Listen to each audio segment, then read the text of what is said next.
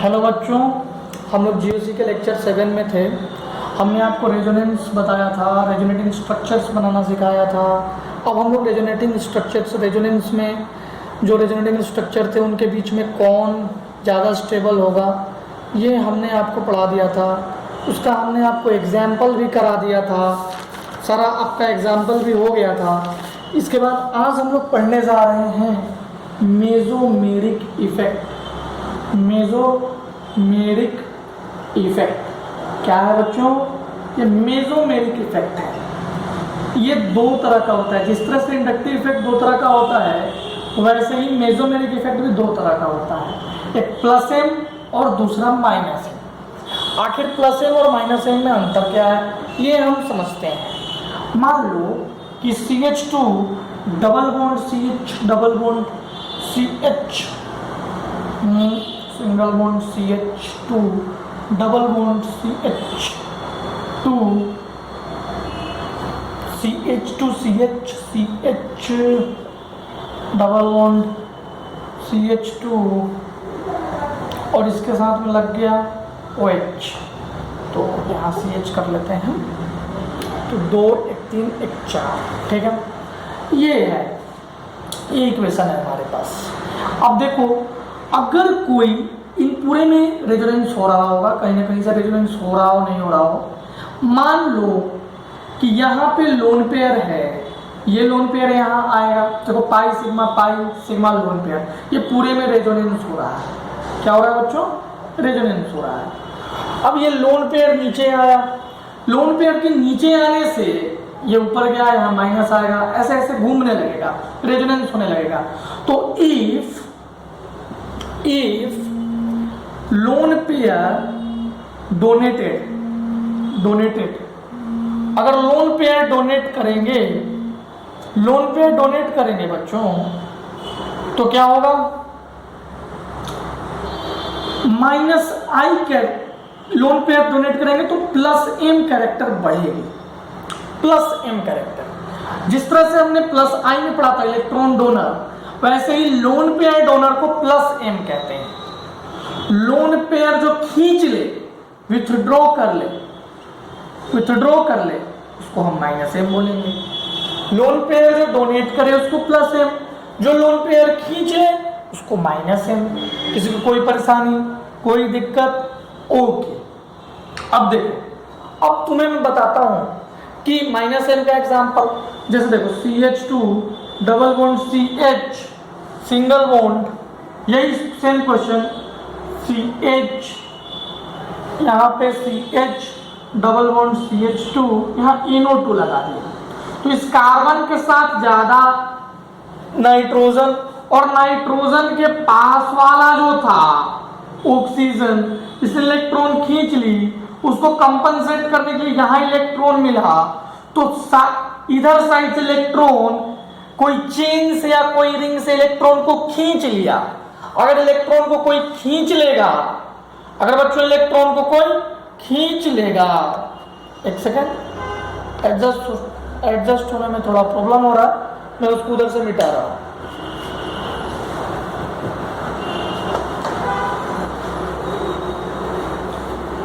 Plus M तो आप समझ गए।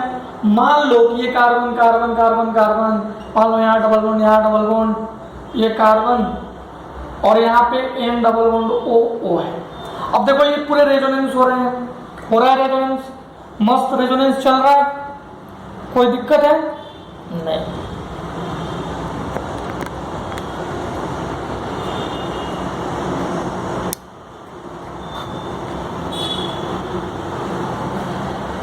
ठीक है।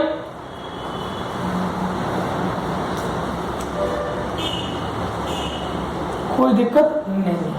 सुनिए, अगर मान लो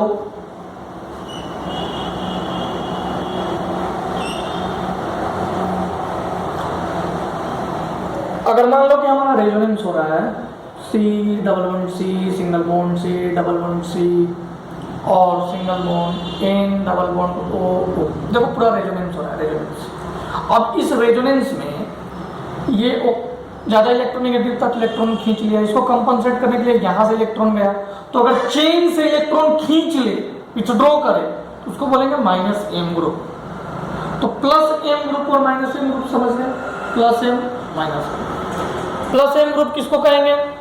प्लस एम ग्रुप वो है that increases electron density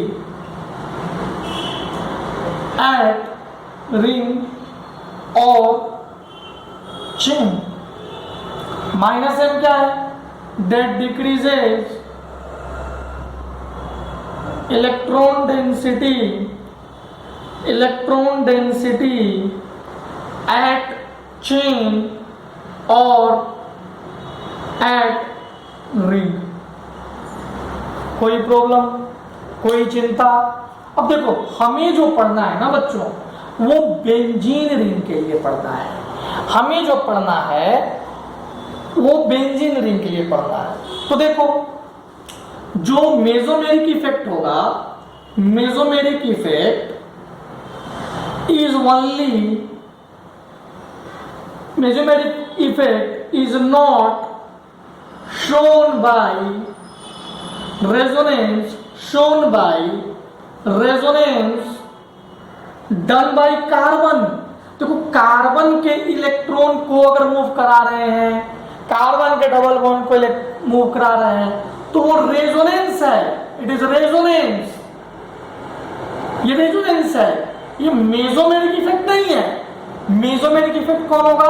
a part of carbon, carbon के अलावा, मतलब जो ग्रुप लगा हो वो कार्बन नहीं होना चाहिए, वो कोई ग्रुप होना चाहिए जो खींचे या दे। समझ गए? समझ गए? तो हम एक बात कह सकते हैं, इससे हम एक बात कह सकते हैं कि all mesomeриc effect is resonance, but all resonance is not mesomeric effect। समझ गए? all resonance is not mesomeric effect। यहां तक समझ गए बच्चों? तो मैंने आपको क्या बताया कि जो मेसोमेरिक इफेक्ट है बच्चों, ये सिर्फ और सिर्फ किसके लिए होता है? सिर्फ और सिर्फ हमें जो पढ़ना है वो बेंजीन रिंग के लिए पढ़ना है। Benzene ring. अब मान लो कि ये बेंजीन रिंग है, मस्त बेंजीन बना हुआ है, इस पे एक्स लगा दिया, लोन पेयर है, तो ये लोन पेयर देगा। जैसे ही देगा प्लस एम, तो प्लस एम के पहचानने का तरीका, it should have lone pair and negative charge. And की जगह पर मैं और लिख सकता हूं या नेगेटिव चार्ज हो। तो देखो ये लोन पेयर जब नीचे आया तो मैंने रेजोनेंस तुम्हें सिखाया है, जरा करके देखो, ये टूटेगा और नेगेटिव यहाँ आ जाएगा और एक्स में पॉजिटिव आ जाएगा। अब तुम ध्यान से देखो, इलेक्ट्रॉन डेंसिटी बढ़ी या घट गई? Electron density of ring increase हो गया।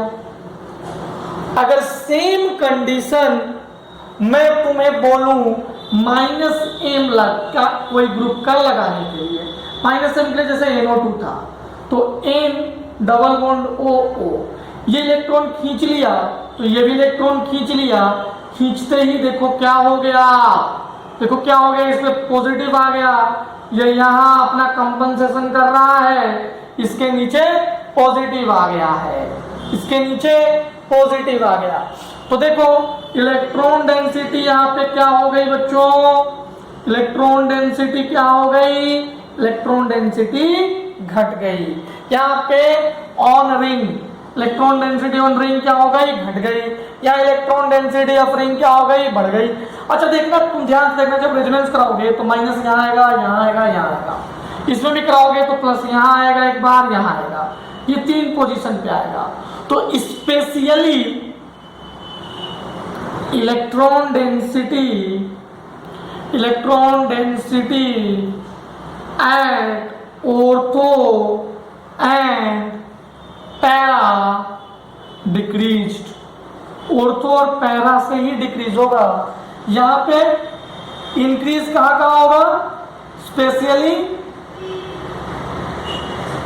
Eight ortho and para. समझ गए बच्चों? बहुत इजी था, बहुत इजी था। अब हम लोग ऑर्डर देखते हैं, order of plus M, order of minus M.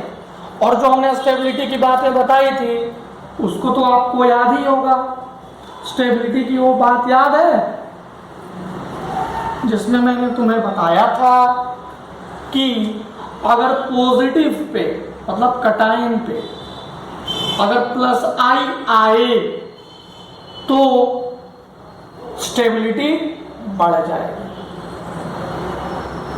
अगर निगेटिव पे माइनस आई आए तो भी स्टेबिलिटी बढ़ जाएगी, और अगर उल्टा होगा तो स्टेबिलिटी घट जाएगी। मतलब कि पॉजिटिव पे अगर निगेटिव आ गया, निगेटिव पे अगर पॉजिटिव आ गया तो स्टेबिलिटी क्या हो जाएगी? घट जाएगी। अब जैसे प्लस आई का था वैसे ही प्लस एम का है। पॉजिटिव पे प्लस एम आएगा, स्टेबिलिटी घट जाएगी। क्यों? क्योंकि देखो ये पॉजिटिव था इसके नीचे और यहाँ पे मैंने कोई प्लस एम लगा दिया तो ये लोन पेयर दिया, लोन पेयर दिया तो यहाँ पे चार्ज डिस्ट्रीब्यूशन हो गया। निगेटिव पे अगर माइनस एम आएगी तो स्टेबिलिटी बढ़ जाएगी, स्टेबिलिटी बढ़ जाएगी। यहाँ तक कोई दिक्कत प्यारे बच्चों नहीं है। अब बात करते हैं अगर कोई ऐसा ग्रुप है जो प्लस एम भी है और प्लस आई भी है तो हम उसका प्लस एम कंसीडर करेंगे कि प्लस आई कंसीडर करेंगे। तो देखो तीन बातें हैं। Priority of plus M is greater than plus I, मतलब एम डायरेक्ट लिखते हैं mesomeric effect greater than inductive effect. First, second बताओ। Priority of mesomeric effect is greater than inductive effect. Second बताइए। एक्सेप्ट हैलोजन, हैलोजन के पास भी lone pair होता है लेकिन इसका प्लस एम से ज्यादा इसका माइनस आई हावी हो जाता है। एक्सेप्ट हैलोजन, इसका इंडक्टिव इफेक्ट ज्यादा हावी होता है, इंडक्टिव इफेक्ट। एक छोटी सी और बात जान लो, mesomeric effect is independent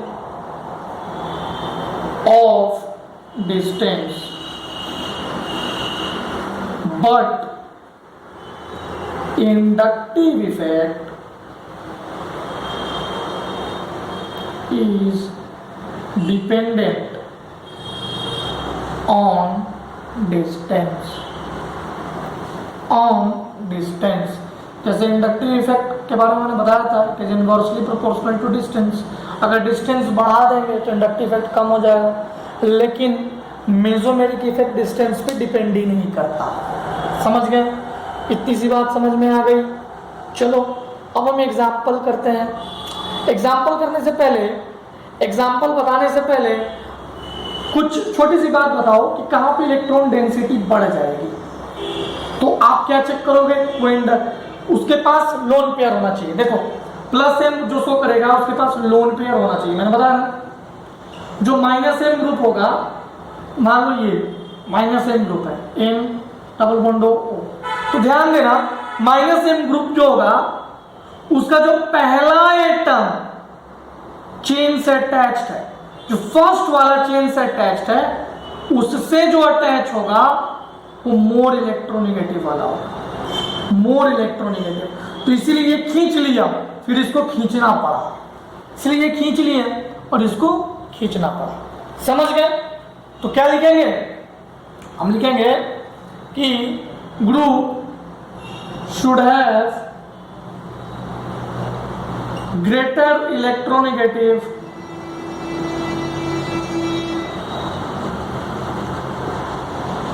atom attached. अब तुम्हें पहचानना है और बताना है कि किसका इलेक्ट्रॉन डेंसिटी ज्यादा है। पहचानो और बताओ। जैसे एग्जांपल नंबर 1, एग्जांपल है OH, second example Cl, third example NO2, fourth example CH3। इनमें से बताओ कि which has higher electron density, which ring has. देखो क्वेश्चन और बताओ। क्वेश्चन देखिए और बताइए किसके पास ज्यादा इलेक्ट्रॉन डेंसिटी होगा। देखो ये प्लस एम है, ये प्लस एम भी है और माइनस आई भी है, तो प्लस एम तो होगा नहीं क्योंकि हैलोजन है। ये माइनस एम है और माइनस आई है, और ये प्लस आई है। ये प्लस एम है और माइनस आई भी है, पर plus M dominates on minus I, तो प्लस एम ही मान के चलेंगे। तो सबसे ज्यादा तो ए का हो गया, फिर देखो प्लस आई है, फिर उसका होगा डी, फिर NO2 माइनस एम। ये तो माइनस एम ज्यादा होता है, तो ये माइनस है तो ये खींचेगा तो डेंसिटी कम हो जाएगी, तो सबसे कम सी, डी। इस क्वेश्चन को ध्यान से देखिए। पहले पता करेंगे कौन कौन सा ग्रुप है। ये प्लस एम भी है, माइनस आई भी है। ये प्लस आई है, ये क्या है, माइनस एम और माइनस आई। ये क्या है, माइनस आई। प्लस एम तो लेंगे नहीं, क्यों, क्योंकि हैलोजन है। तो जरा ध्यान से देखो, इलेक्ट्रॉन डेंसिटी रिंग में बढ़ाना चाहिए, मतलब ये इलेक्ट्रॉन देगा, मतलब जो लगा हुआ है उसको इलेक्ट्रॉन रिच होना चाहिए। क्या ये सारे इलेक्ट्रॉन रिच है? नहीं, ये इलेक्ट्रॉन रिच है, ये पुअर है, ये भी पुअर है, ये रिच है। उसके अकॉर्डिंग हमने क्वेश्चन को सोल्व कर दिया। देखो, और हमेशा याद रखना plus M is greater priority, मतलब मेसोमेरिक का इंडक्टिव से प्रायोरिटी ऑर्डर ज्यादा होता है। चलो आज हम यही बताते हैं, अगले क्लास में हम मेसोमेरिक इफेक्ट का ऑर्डर बताएंगे। ऑर्डर के बाद आपको उसमें से क्वेश्चन कराएंगे। ठीक है।